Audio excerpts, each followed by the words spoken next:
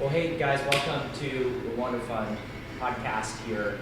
And my name is Marvin Brinica. I'm the founder of Wonder Fund, and today I am here with my guest Todd Wichmann, who is the founder of Instar Brands. Right now, they're on offering, a private offering through Wonder Fund Ventures. And Todd, welcome. Thank you. Great to be here. Yeah, great. So Todd, first off, tell us a little bit about yourself and your professional background. Sure. So I came to Cincinnati in '91 as an intern originally. Northwestern University, chemical engineer. Came here to go to a company that I never really heard of before called Procter & Gamble. Came to Cincinnati for the first time in my life and loved it here.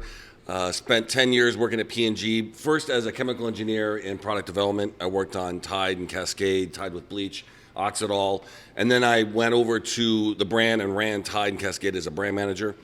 In 2000, Oxydol came for sale, and I've always wanted to start my own entrepreneurship business, and I actually got an MBA in finance and a little bit of entrepreneurship studies at Xavier while I was at P&G. So with a friend of mine named Rich Owen, we acquired Oxydol and Biz and started a company called Redox Brands. You know, one of the key pivot points for you, or inflection points for you, was as a young brand manager in the Tide category. I mean, you could have had a really great career there, right? And I mean, we all know that's the flagship brand, right, at P&G. But then you saw this opportunity with Oxydol, and I remember at the time, I was at P&G, you and I, our paths didn't cross at that time. But I remember reading the articles about this guy who was leaving to buy this company and grow it and sell it. So walk us through that, because I think that story tells a lot about why you're doing all this stuff and why this is so successful. For me, and as I've gotten older and I have 3 grown children now, it's clear to me that I like challenges. Sure. And I know this sounds very, I'm not trying to sound like an asshole. Yeah. Procter is not necessarily a challenging job. Now, don't get me wrong, it's a very fun job, but which job was harder, running this brewery or like ad copy for Pepto-Bismol, right? I mean, it's not even night and day, right? It's not even night and day. So I literally I could see the writing on the wall of what my Procter career was going to be, and I didn't want that life, right? It's a very safe life. It's a very secure life. It's not a life I wanted. It's a life I hope my kids want because it's a very safe and secure paycheck for them, but it's not something that I wanted. So I wanted the challenge. People told me you couldn't create a detergent company to compete against Procter, but I felt like I could. So that people have to understand something. When it comes to entrepreneurship, it's not about the money. It's never about the money. It's like I probably would have made more money to myself personally if I would have stayed at Procter, honestly, at this point in my life, and just profit sharing and all this other stuff.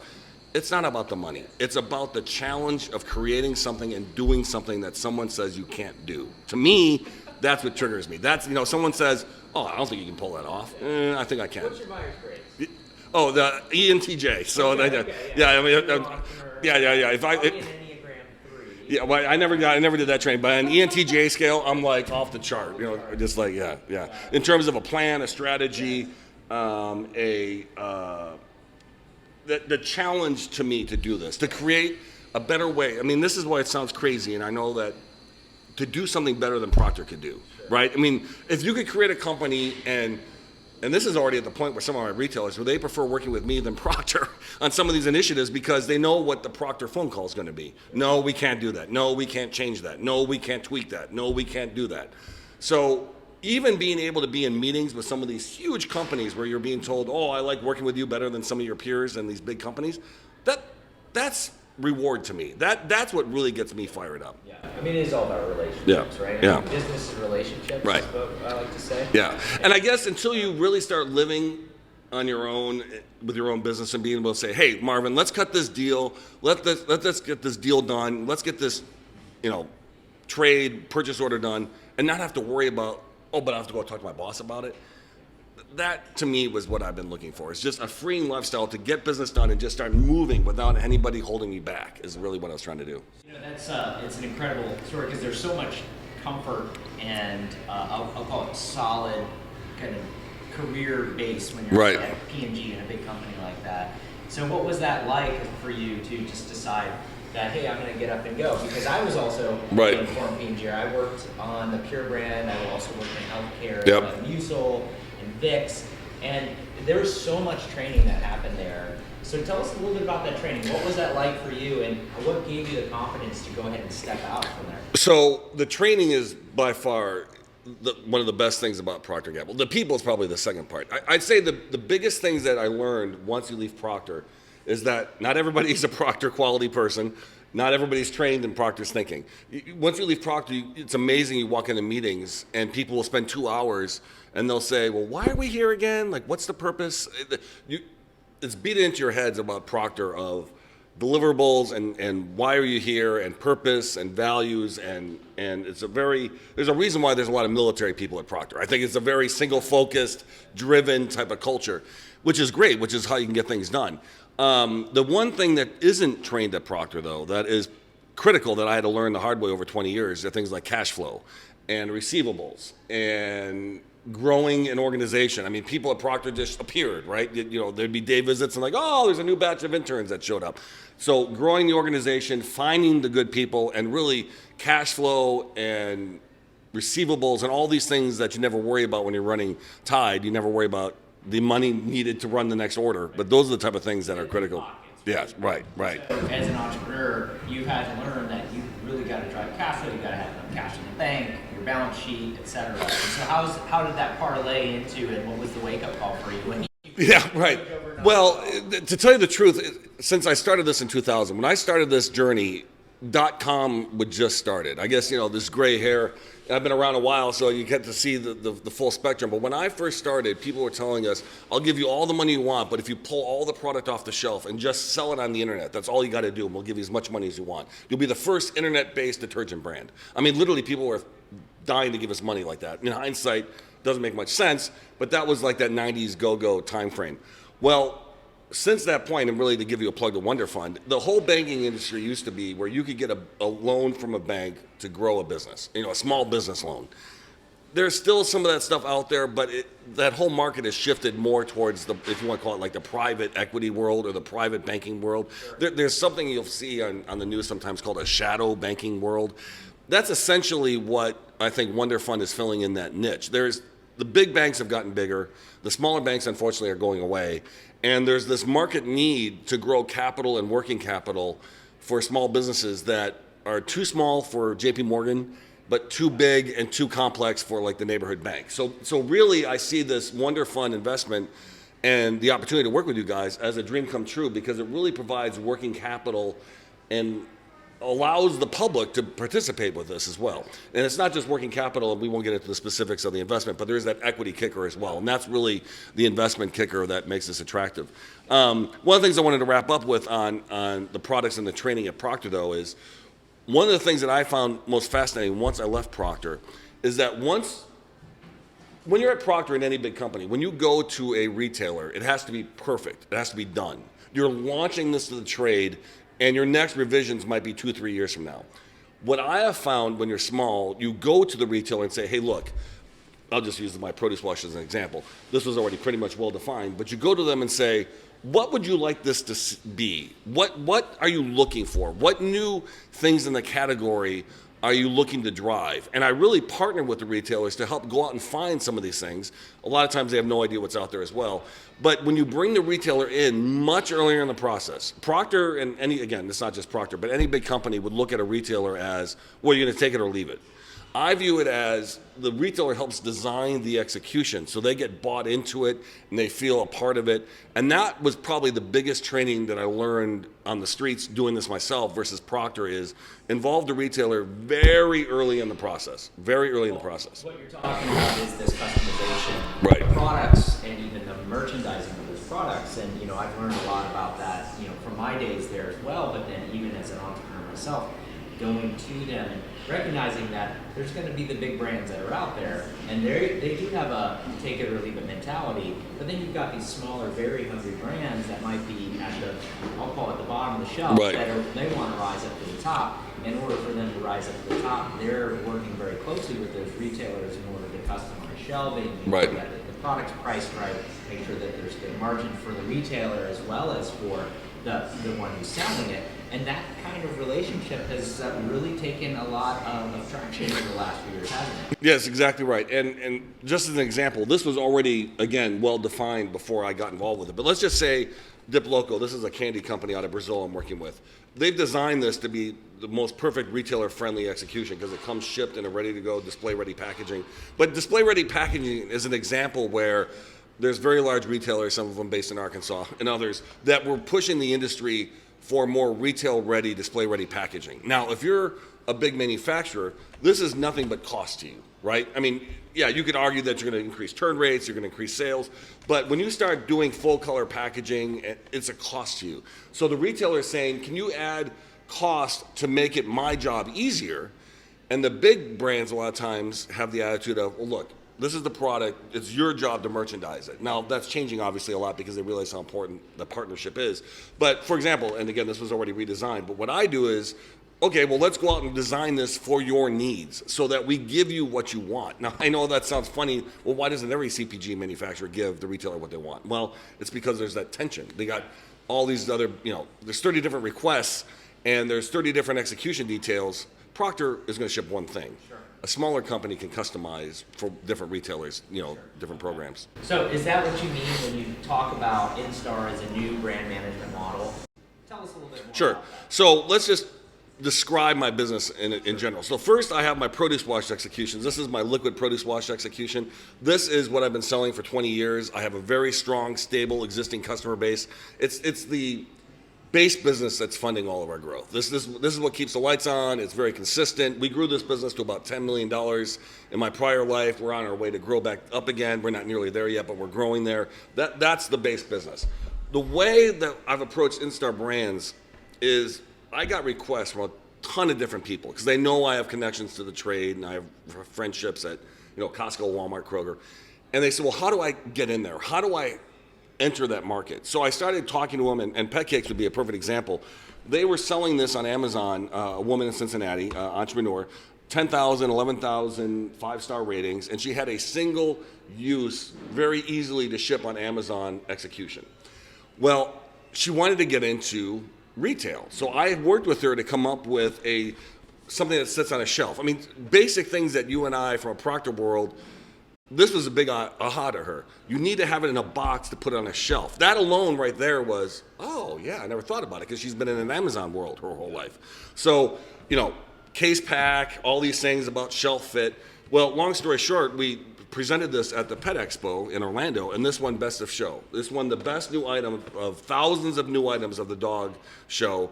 And I want to make it very clear, Melinda, the owner on this was her creation, her formula, her design.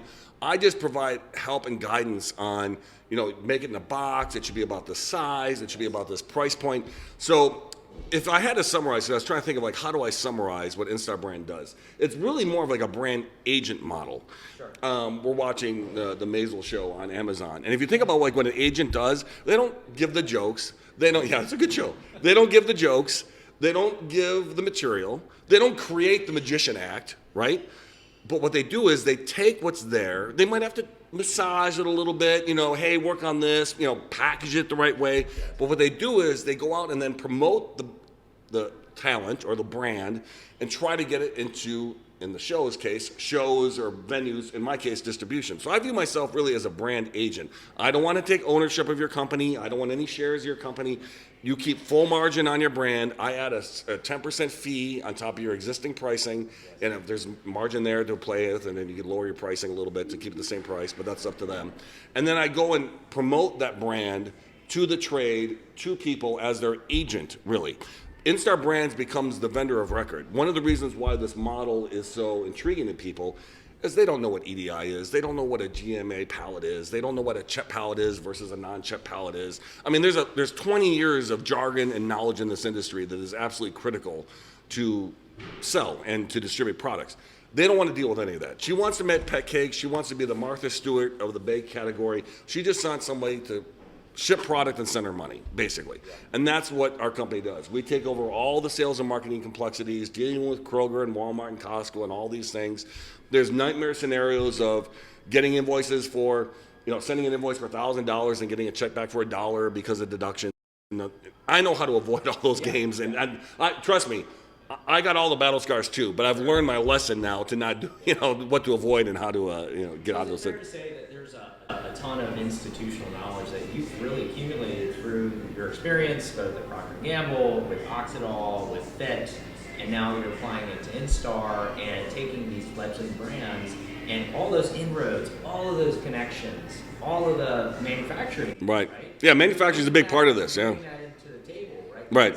There's no real simple roadmap to Right. get into, hey, I'm going to build a product and I'm going to get it into Walmart, Right. or I'm going to get it to Sam's Club or Costco. Right. But you've figured that out. Yes, and that's really what I knew it was valuable, but I didn't realize how valuable it was. I mean, I've been doing this for 20 years, so when I say, oh yeah, I just set this up at Costco and got a Costco order, that's a big deal. I mean, that is a huge deal. To someone who's never penetrated that Costco market before, and that's really what is exciting about this. And let me give you an example on the manufacturing, because I think this goes back to our conversation about cash flow as a perfect example. When you start dealing with manufacturing of anything, it could be candy, pet cakes, juices, it's all about minimum order quantities, right? Prices go up when you make more. So when you're a small business, do you make a truckload and get the capital at a, let's say, 50 margin and live off that inventory? Or is it better to only make a pallet at a time and live off at like a 30 margin and live off lower margins but never have any inventory and just crank through a pallet at a time? It costs money, ties that cash up, doesn't it? Until you are a small business owner, the answer is so obvious. Yes. Until you live in the trenches, you think, well, that's 20 margin points. I mean, hey, you can raise money at 8%. Whatever. Cash is king. You always go for the lower dollar outlay at the lower margin to start. Now, see, those are the lessons that, coming from a Procter world, you think, well, why would I give up 20 margin points? I want to keep a 50 margin. We'll just keep the inventory. It doesn't spoil. Doesn't expire. Yeah, right. So again, these are the lessons you learn the hard way. So like for I found a new contract manufacturer that will make this by the pallet for me. So literally, I get an order, I send in the order to the plant, they ship it to the customer, and I never touch it, and I make pure profit on it. Now that is the kind of model that I didn't appreciate before when we were filling with warehouse, like Procter, fill the warehouse with inventory, rent it down. I understand the power now of a much more variable business model, which is what this is building, and that's why this is very exciting to me. So tell us about Fit. Sure. I know you purchased that brand. Yep. And you grew that brand. So tell us about that. Yeah. So that turned into what? Yeah. So we never really finished the story. So I was Oxydol and Biz. Yeah. So we started Redox. It was turned into CR Brands, and that was sold off to another private equity company. And then I acquired the Fit brand, and I ran that for 15 years. And this isn't Fit. This is my private label version of that.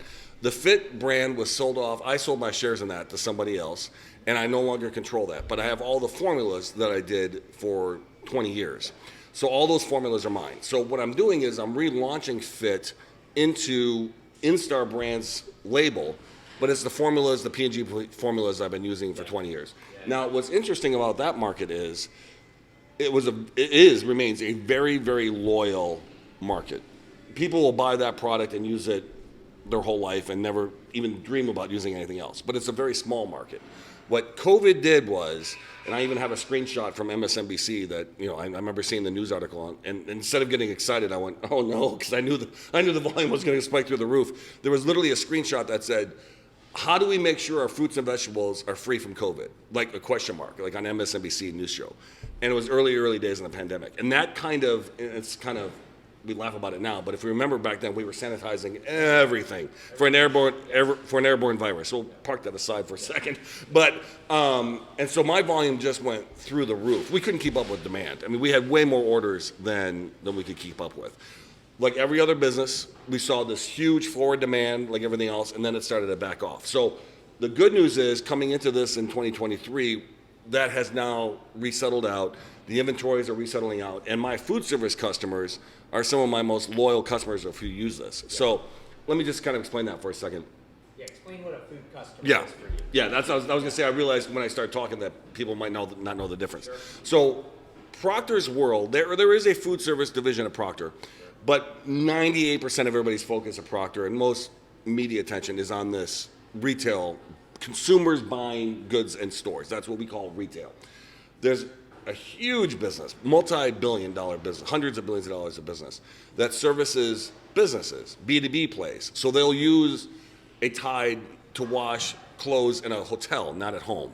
They'll use a Comet cleaner to clean the floors at a business, but not at home. And that's what we call an institutional or food service I&I channel. The good news and the opportunity for this formulation on this new company I formed is that right when I was wrapping up FIT, the mindset of the industry had changed from, well, do we really need this? You know, is this a cost? To basically an insurance policy is the best way to phrase it. If you think about in a post-COVID world, for example, my biggest customer right now is Edible Arrangements. Edible Arrangements, a great company, you buy and get fruit baskets, you know, to cut up your fruit thing.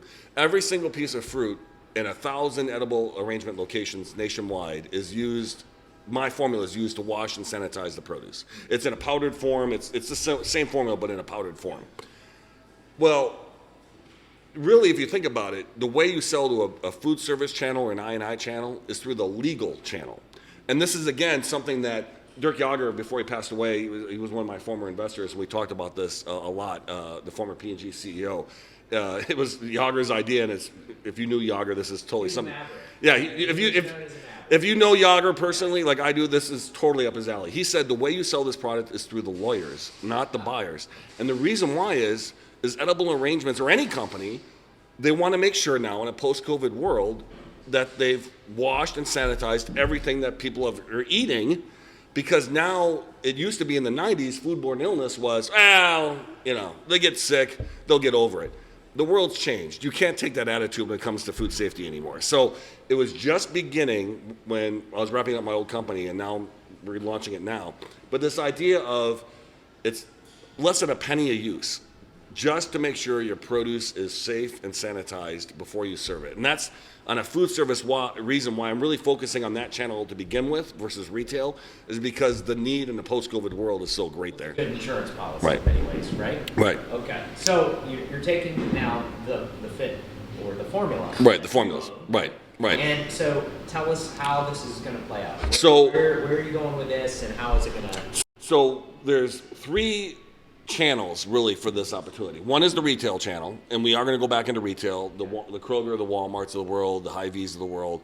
So that, not much to say there. That with this investment, we're going to be relaunching the retail sizes and the rebranded in the non-organic original P&G original produce wash formula, the kind of the gold standard that everybody was looking for. On the institutional side, it's really leveraging off that credibility that of our existing customer base. And it's a truism even for Procter. No one likes to be the first one sticking their neck out. It's a truism in every business. The fact that we have Edible Arrangements and other large customers using this, we're going to create a campaign to really leverage this and explain this to the broader industry. And one of the things that we've now done is we've now been set up with Cormark and as a national distributor. I didn't even think that I could get there that quickly. I'm very, very excited that through one of my vendors that I've sold for 20 years is a Cormark vendor. And we can now ship this produce wash through Cormark's distribution system. Now, what to do? The reason why that's a big deal is that Cormark services 50,000 locations nationwide of convenience channels. Now, if a lot of people are seeing this in Cincinnati, they might not see the explosion that's going on, but I see this in Miami. Go to any big city, it's incredible. The club growth that we saw in the 80s and 90s when the club channel just exploded, the convenience channel is what in a post-COVID world is just going crazy. I don't know if it's because shopping habits are changing, where it used to be you'd go to a grocery store once every 2 weeks and load up. Again, we're not Procter, so I don't have reams of consumer data to show you. I can see this with my own eyes. People are doing much smaller shopping trips, and the convenience channel is just exploding. I grew up in Wisconsin. There's a channel called Quick Trip. They have 1,000 locations in Wisconsin, Iowa, and Minnesota. That's it. 1,000 locations in just 3, and those states aren't very big. That's the kind of growth that we're seeing. And the reason I'm saying that is that we're trying to pitch this now to every single one of their locations because they're doing fast serve deli food. There might be some small produce, But Well, actually, lettuce. If you have a sandwich, every piece of lettuce has to be washed in something before you serve it to your guests. Yeah. That's what they should do. Yeah. So it's a long way of explaining why I think this is the perfect opportunity, because the channel's exploding. I have the distribution arms and legs, which does take a long time. I mean, if you say, hey, I'm going to watch this podcast and I'm going to get into Quick Trip and I'm going to get this distributors, this is decades long, relationship building, trust, who is this guy? Can I trust him? They trust me. We work together well. So that kind of relationship is worth its weight in gold. And now we have a way that with this infrastructure, I view Instar Brands as an infrastructure. You use the word platform, coming from like more of a tech world, I guess. Sure.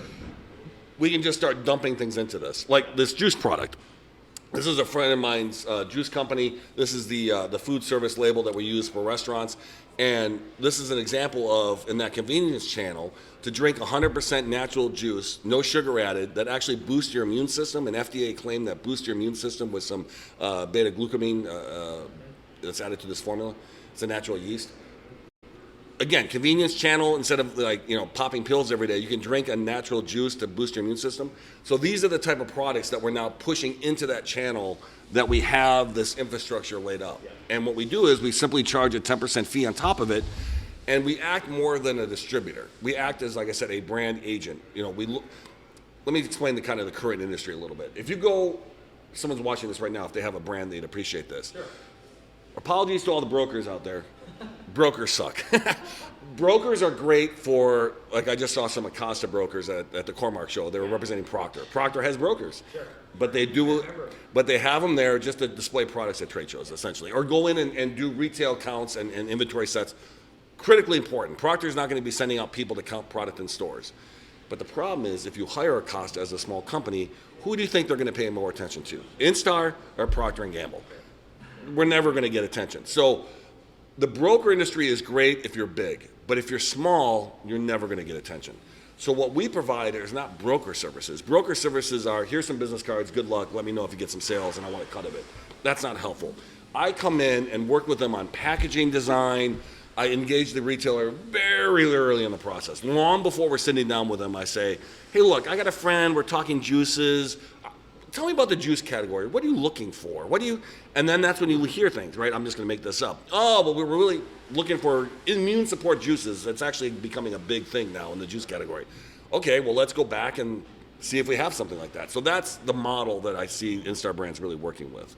Yeah, and it's similar to what you're doing with this Dip Loco, yeah. Right? Yeah, so these stores are, they're asking for things, they're looking for margin accretive type of products, things that are fast turning. And where do you find these companies? Well, how do you source it? So you travel a lot, you go to a lot of trade shows. Where are these companies coming from, and how do you source it? So all these companies right now, this is a Cincinnati connection because I'm based here, but all these companies are coming from my Miami connections. Let me explain Miami.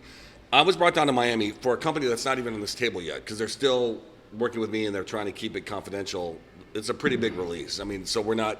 It's a $100 million company out of Latin America. So they're trying to be very cautious about their launch into the United States because there's some people, especially in Cincinnati, that might take notice of that. So, but when I came down to Miami and started working with these smaller brands, I was blown away at this business model. Kind of came to me when I was down there. So let me explain Dip Loco.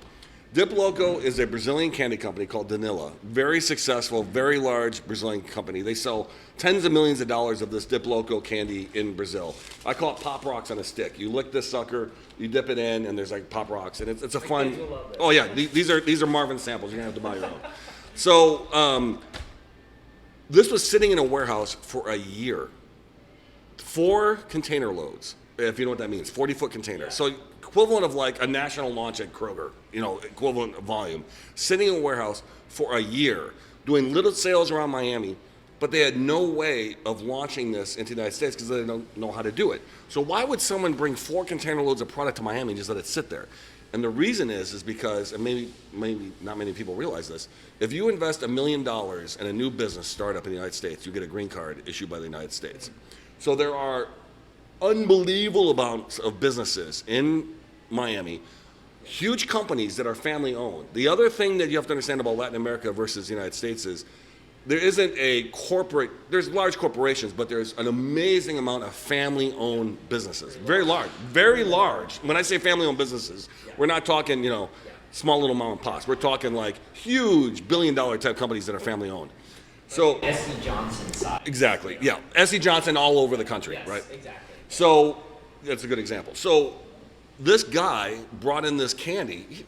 The money's not important to him. I mean, that's obviously a lot of money, but it's not going to spoil. He just wanted to get the product there to start building his U.S. operations and start doing it with existing product and had the funds to do that. So I got introduced to him, and now with my name in the Latin community, the gringo from the north is, that can help you get this into retail, right? That's kind of, I wear that badge proudly. I call myself the Cuban German of Miami, right? I wave my arms a lot around, So there's been so much interest, and these are the only products that I've decided to work with. I can't tell you how many supplements and collagen gels, and people are just throwing stuff at me like crazy. There's a lot of variety of a portfolio of stuff. Right, but I only work on things, to me, knowing the retailer, knowing what they're looking for, knowing the margins, which is another key thing. Looking at the margins they're looking for, knowing how much marketing support is going to be needed. So you'll see a latent opportunity like these products, and then the lights will turn on with Core-Mark and some of the distribution side of things, whether it's big retailer or C-stores. You're then able to plug and play these and represent these brands, bring them to the table, and then really start to work what the strategy is to get that in. Exactly right. And the better way to be really specific in how this works is my vendor who has the Core-Mark vendor status. Core-Mark vendor status is very difficult to get, and this is a distributor that I've been selling this product to for years. Okay. So he is a Core-Mark vendor. They're selling this to the food service channel for washing the produce, like we talked about earlier. But since they have that vendor code, they can sell anything. So I showed them all these different type of things, and we're talking about a big portfolio of products, and everybody jumped on this like you can't believe. And this is where, let's talk about how Procter does things versus how the real world does things. Sure. Procter can't go to a retailer physically, logistically, and say, what do you think? Of all these different things we're looking at, what's really catching your eye? I can do that. And when this Dip Loco exploded, looking at this table, what would you think would be the biggest idea? I mean, this pet cakes for certain audiences are going crazy, but this Dip Loco candy, right, yeah, so that one might be easiest to guess. But I never, again, maybe because I'm getting too old and my kids are too old, I never in a million years would have guessed that this thing is just going crazy. But everybody who sees this and tries this loves this, and that's how you're able, instead of spending a ton of money at Procter, this is what I was going to get at earlier, Procter would spend $500,000 in bases testing to determine which one should we focus on. So if Procter has all these different products on, what can they focus on? So they don't know what to focus on. They're going to focus on whatever the bases test shows is the best return on capital, right? Well, instead of spending $500,000, that was 20 years ago, it's probably $1 million on bases now, we go to the retailer who knows the customer better than we do, and we say, what really is intriguing you? And once this started taking off with our small tests, we tested this in Miami, we tested with this in Boston, it started selling out like crazy. Yeah. We get real data, not bases data, right. Real market data to go back to Core-Mark and say, hey, look, we tested this in Miami, it's going like crazy. Let's show this at a show. We got tons of orders at a show, and then that's how the model works. I think that it's a good example because when I remember doing bases testing, it's extremely expensive because then you have to get the retailer engaged, you have to get all that data on the back end, and just in order to determine what the results were on this. But if you're able to do this on a very localized, in-market, very quick kind of rapid fire, I mean, that's kind of like the difference of doing an online A/B test versus right. Hiring a huge market research. That's the best example to get these studies done. That's a great analogy. So before, let's use a .com or a marketing analogy because I think people will be able to understand that better. Before the rise of the internet, when you wanted to test an ad, that was an incredibly, and we don't need to go into, we both know how.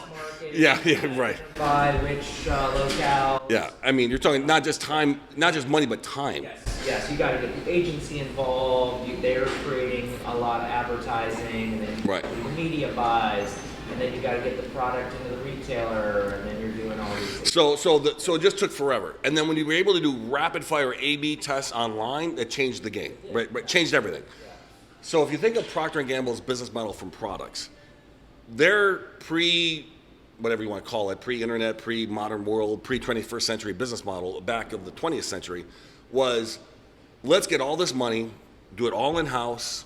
All the technology is ours. No connect and develop, no reaching out and looking for partners. Everything is in-house. We're going to be secretive as hell. We're going to develop this over 5 years, and then we're going to announce Pampers, we're going to announce Tide, we're going to announce Crest to the public, and then just beat on them, right? Which model, if you had a magic wand, which model would you prefer? And you could do anything. That one, or say, you know what I'm going to do? I'm going to take 100 brands. Well, that'd be too many. We're going to take 10 brands. Yeah. And we're going to give them to Walmart and Costco and Kroger, and we're going to see what sells best with real money, with real consumers, and then we're going to focus on the one that really is driving growth, and de-emphasize the others and drive that train. The level of agility that happens there. Right. And you can kind of start to pick your winners that you know are driving that level of margin that you want and the speed of volume. So really it's allowing, with my knowledge and retailer connections and way of doing business, knowing...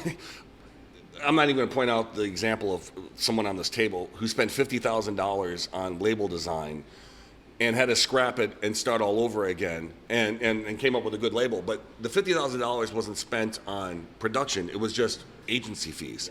I mean, if you come from Latin America, right, and you're coming to the United States and you're like, well, I want to sell to Walmart, you can imagine how many people jump onto these companies trying to suck cash out of them, right? Oh, we got to do focus groups and all this other stuff. And suck.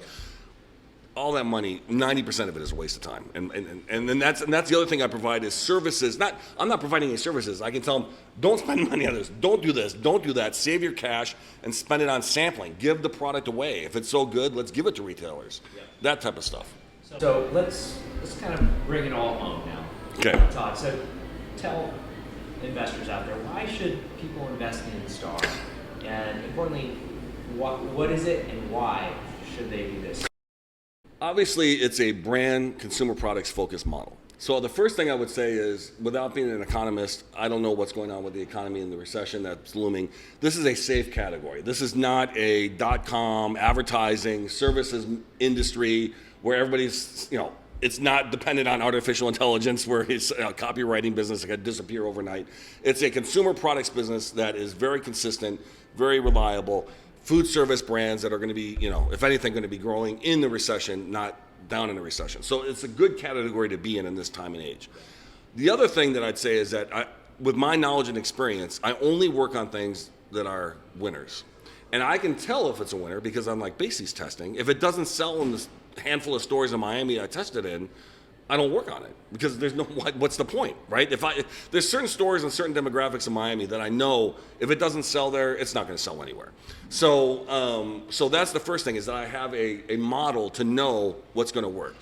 And the last point, really from an investment standpoint, is I view this almost like a consumer products REIT. Now, I'm not in real estate and I don't know how REITs work, but it's my understanding is in the real estate world, it's all about consistent income off an asset, right? I think REITs are usually like 8, 9, 10%, something like that, where you invest in a publicly traded REIT and you get a nice, consistent cash flow off of it.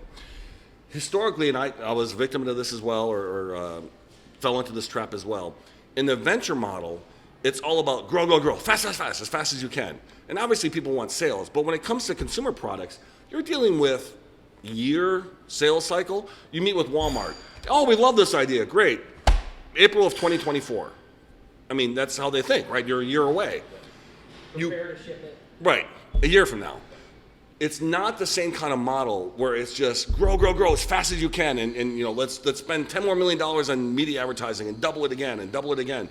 And because the industry, the venture capital industry, is so focused on that kind of growth, it's not the right capital structure for a consumer products company. And that's why I love this Wonder Fund idea. It's like a REIT for consumer products. Consistent cash flow, consistent, positive sales, and your investment then after the interest gets paid back, because it is a loan, and after you get your 10% interest back, this equity rider, so $125,000 investment would own 1% of the equity and cash flow out of this company. So if you think about, let's say there's $1 million of excess EBITDA every year, that's a check for 10 grand coming every year after your investment's paid off. It's the best way I think about it is like a REIT of consumer products, and no one's really doing this, and that's what I find exciting about this is if you think about this model, how do these international brands, which are very large and they're mid-cap sized companies in foreign countries, how do you take on Procter and Unilever and General Mills and Kraft in the United States? By partnering together, right, with all these other brands to get scale in a platform to grow very quickly. And that's why I find this very exciting. It's a REIT-type model for the consumer products industry is the best way I can think of it. Okay. Great. Well, Todd, thank you so much for thank you. Time here. We're super excited to have you here. And you can find out more information about this offering at instarbrands.com. Click on the invest button there, and then you can see what Todd's up to, and then you can even reach out to Todd from there. And let's yeah. on your email. Yeah. So my email is todd@instarbrands.com, and that's why, just to give a plug to the WonderFund guys here, what's incredible is that, like he said, you go to instarbrands.com. I actually have an investment tab. These securities are issued directly to the public. As a quick aside, I've been doing this long enough that when I was first raising money in the late 90s, people would tell me in the 70s and 80s you could raise $5 million with Goldman. I mean, that's what you did. You would call Goldman Sachs and they would issue it and you'd be on the stock market, like overnight almost. Obviously, with Dodd-Frank and all these other regulations, only the hugest companies go public now. This is a way to access the public markets through WonderFund, which really what Goldman did 30 years ago. That's what WonderFund is doing now, and that's why I think it's such a great opportunity. And all my contact information is in those links. Great. All right. Well, thanks, Todd, and thank you, everybody. Make sure you check out Instar Brands.